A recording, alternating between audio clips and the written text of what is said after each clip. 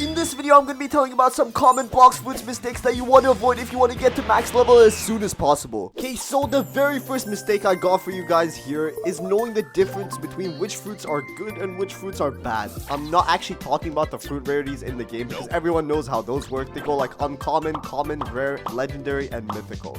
But what if I told you that some mythical fruits and some legendary fruits are actually completely terrible?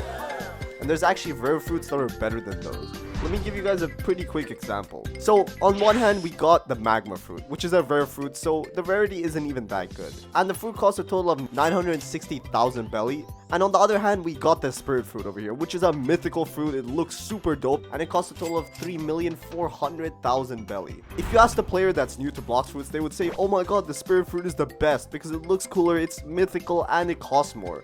Which is logical, I guess, but nope, that is definitely not the case. The spirit fruit is kind of decent for PvP, and the fruit mechanics and abilities are cool, I guess. But the goal of the game is to actually reach max level and destroy your opponents. And the magma fruit actually has an awakening, and the awakened version of the magma will beat a spirit fruit in PvP any day. That's what makes the magma fruit very overpowered, and it's literally one of the best grinding fruits in the whole game, only second to the butter fruit itself. And the cool thing about this is that it's actually easier to get the magma fruit. And the same can be said for many other fruits. They're low tiers, but they're better than the higher ones. So make sure you have a complete understanding of how the fruits work in the game before you spend Robux or money on any of them.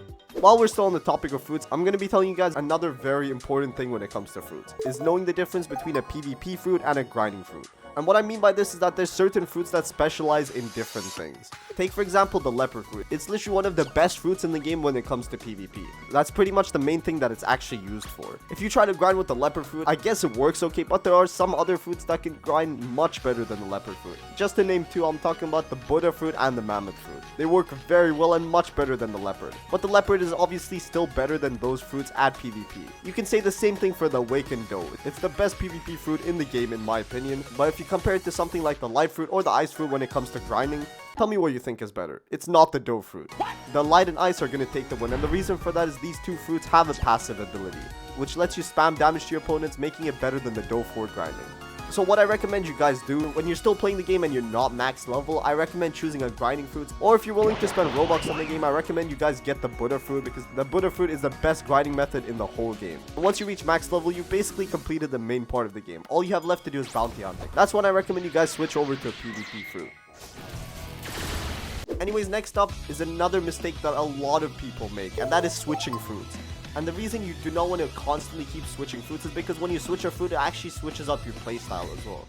And you're actually going to end up losing all the mastery that you have on that specific fruit. So it's kind of a waste. So I recommend once you get a fruit, just stick with it, unless you find a fruit that is like 10 times better. Moving on from that is forgetting to store your fruits. The amount of people that I see still making this mistake actually bothers me. It is very simple to fix this mistake. Literally just store your fruit in your inventory. Don't leave the game with it in your hand. Don't drop it to a random person. And that's pretty much it for this one.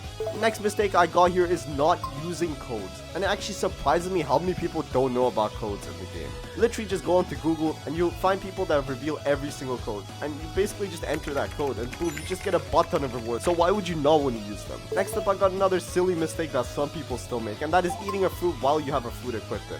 And this mistake is mostly for beginners because I don't think any max level players making this goofy mistake. So the simple way to fix that mistake is knowing that when you eat a fruit, it actually completely replaces the fruit that you had before. Next up, we got another mistake, and this one I recommend all of you guys to stop making, and that is buying bad fruits instead of waiting for good ones. Everyone knows about how the Blox fruit dealer works. He randomly gives you fruits that you can buy, and a lot of you literally just look at the best fruit that he has to offer and just buy it. I recommend you guys to wait for an actual good fruit and not just buy whatever he currently has in stock. You don't want to be buying some mid-tier fruit. You want to wait for the best of the best, unless you're broke. Alright, next up I got a very simple mistake, and this is extremely easy to avoid, and this is buying everything. And I'll tell you honestly, I used to make this mistake when I first started playing the game. Any NPC I saw, any sword they were selling, any gun they were selling, I would literally just buy all of it. Not sure what I was thinking, but can you blame me? I was literally like a level 1 noob. And it's very simple to stop this mistake. Just choose a playstyle and stick with it. If your playstyle is swords, then just stick with swords. Don't switch to stuff like guns. Only buy the best swords that you can. And that's pretty much it. Next up, we got the not setting spawn mistake. And this one is not as important as the rest, but it's going to make your traveling life a lot easier. And I always recommend setting your spawn at the island you're currently doing your quest. Say for example, I was doing my quest at the desert island, then I would be setting my spawn there every time. So even if I leave for any reason, I can just instantly teleport back. I can take a boat, I can go spin a fruit from the Blox Fuga, and boom, I can just teleport back in literally 1 second and just continue with my quest. It's very useful. Next one is also a pretty simple mistake that beginners can easily avoid, and that is rolling the Blox Fruit gacha too early. Everyone knows that the Blox Fruit gacha's chances are completely random and you have no idea what type of fruit you're gonna be getting. So I recommend once you guys start the game, you should probably just save up for a fruit instead of rolling the Blox Fruit gacha over and over. Once you get to a decent level, then it's fine to start rolling. But if you're a very low level and you don't know what you're getting, and you're probably gonna be ending up with like a spin fruit or something. Next up, I got a mistake that you can easily fix and it's gonna help you a ton. And this is for you people out there that spend Robux on the game. Let's just face it, game passes help you a butt ton in Blox Fruits. And if you're serious about the game, then I guess it's okay to spend money on it. I mean, I have. But anyways, there's some game passes that you just shouldn't buy, no matter how rich you are. I'm gonna be telling you guys about all of them. First up, we got the X2 boss drop chance. I guess this is worth it, but there's not a lot of situations in the game where you need a specific boss drop. So if you're looking for specific items, then I recommend getting this game pass. But if you aren't, then what's the point, bro? Next up, we got the Fast Boats game pass, and this game pass was very useful until update 20. The boats in the game now are actually so cool, but I'm not really sure if it's worth the money. Next up, we got the Double Money game pass, and this game pass I 100% recommend you guys getting if you have a bunch of Robux to spend on the game. And the reason for that is very simple, it's literally double money. Next up, I got the 2x Mastery, and this, for the same reason as the previous one, just get it. It's very, very useful. Next game pass is the Dark Blade, and this one costs 1,200 Robux. So I'm not really sure if you should be spending your money on this. I mean, I just don't think it's worth the price, and some swords you can get for free are better anyways. Next up, I got the Fruit Notifier, and everyone knows about this game pass and how it works. It just lets you locate fruits when they spawn in. So now you know the good game passes and the bad ones. Next mistake that people make is upgrading useless stuff. Like, I can't lie, I've actually done this one time. I've actually upgraded my classic sword, the blacksmith. I'm not sure why, but the blacksmith isn't in the game anymore, so... Next mistake is also very beginner focused, and that is PvP. And you might be thinking, why is it bad to PvP in Blox Fruit? Well, the reason for that is it does not help you at all whatsoever. The only thing you get is bounty. The whole goal of Blox Fruits is reaching max level as fast as possible. So just avoid PvP until you get to max level. And once you do, you can have as much fun as you want with it. Next mistake I got people making, and I cannot lie, I did this mistake as well when I first started the game, and that is upgrading all your stats evenly.